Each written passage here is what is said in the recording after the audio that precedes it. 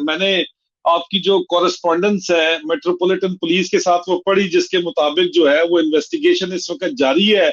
आपने जो लगाया है इसके ऊपर, जो कंप्लेंट की है उसके ऊपर, जो केस किया है उसके ऊपर इन्वेस्टिगेशन स्पेशलिस्ट भी उसके ऊपर जारी है। ये कहते थे इन्वेस्टिगेशन ही नहीं हो रही।